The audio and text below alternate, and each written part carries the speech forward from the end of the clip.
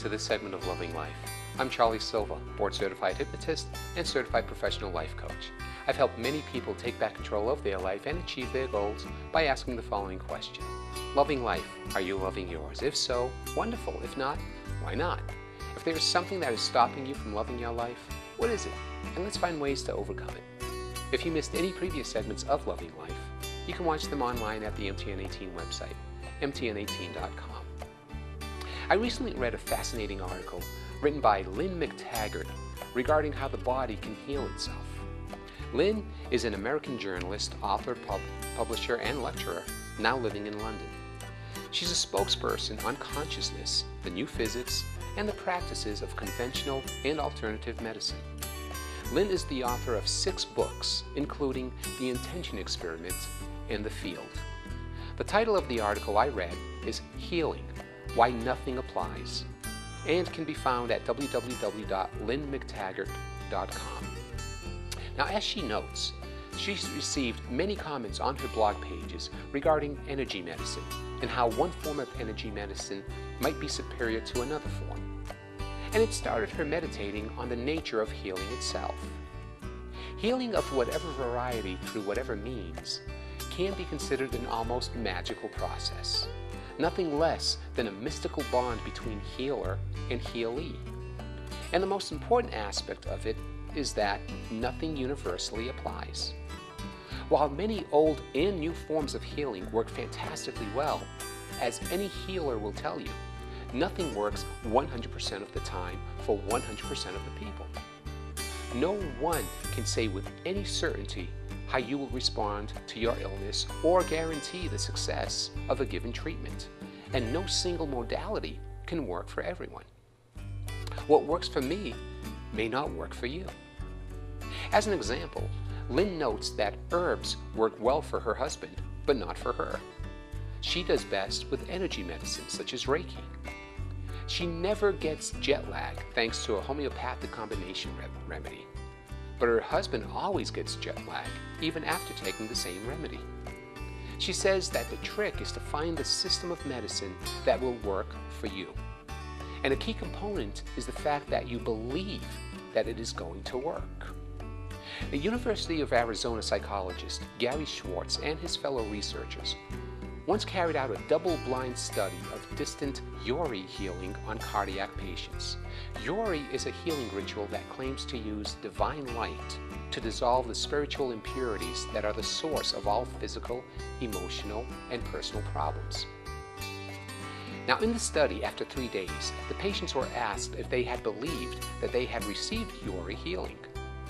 In both the treatment and control groups, certain patients strongly believed that they had received the treatment, and others had a strong feeling they'd been excluded. When Schwartz tabulated the results, he discovered the best outcomes were among those who had actually received Yori and believed they had received it. The worst outcomes were those who had not received Yori and were convinced they had not received it. The other 2 groups, those who had received it but did not believe it, and those who had not received it but believed they had, fell somewhere in the middle. Schwartz's studies uncovered something fundamental about the nature of healing.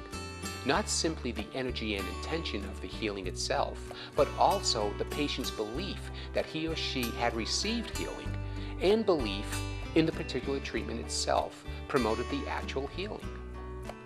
Lynn has seen how this process has worked with a friend of hers who has had advanced disseminated breast cancer for about 12 years. She is a staunch believer in conventional medicine, and during the entire course of her illness has had 9 courses of chemotherapy, far more than even her doctors believe any person should be able to withstand. Nevertheless, it is precisely that strong belief in her doctors and their medicine that has kept her alive for years past every medical prediction. The vital component is the connection between healer and healee. The late psychologist Gene Achterberg of the Institute for Transpersonal Psychology in California carried out a study using highly experienced distant healers whose patient, placed in an isolated room, was a person with whom they had a special connection. At random intervals, the healers sent healing intentions to their patients using their own traditional healing practices. And via MRI scanners, Achterberg discovered significant brain activation in the same portions of the brains of all the patients during times healing energy was being sent.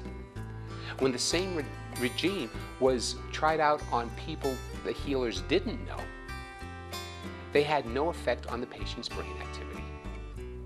What all this means is that healing ultimately is a mystery. Hence why, to Lynn's mind, there is no one best approach for everyone, no superior new technique over another. Nothing universally applies. No one can predict with any certainty how a given patient will respond to the challenge of illness, or say with certainty who will live and who will die. The best we can do is carry out research on the tools we have, catalog the best outcomes, present patients with a host of the best possibilities, and allow them to design their own approach, keeping positive, healing thoughts at the front of their minds. Now, in previous segments of Loving Life, I've noted that there are several books written by respected physicians that clearly describe the very real and very strong connection between emotions and illness. We've seen how people develop physical illnesses that are related to their emotional feelings of bitterness, resentment, and other negative emotions. I noted how Dr. Lissa Rankin offers scientific proof of the connection between emotions and illness in her book, Mind Over Medicine, Scientific Proof That You Can Heal Yourself. As she explains, through her research, she discovered that the healthcare she had been taught to practice was missing something crucial, a recognition of the body's natural ability to self-repair and how we can control these self-healing mechanisms with the power of the mind.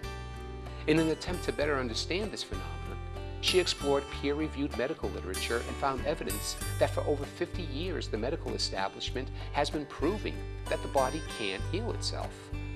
Lissa reviewed extraordinary cases of spontaneous healing and lays out the scientific proof that negative emotions such as loneliness, pessimism, depression, fear, and anxiety damage the body, while positive emotions such as gratitude and happiness flip on the body's self-healing mechanisms.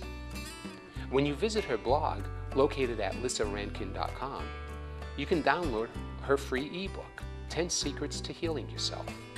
Her newest book offers all the scientific proof skeptics will need in order to believe the mind really can heal the body.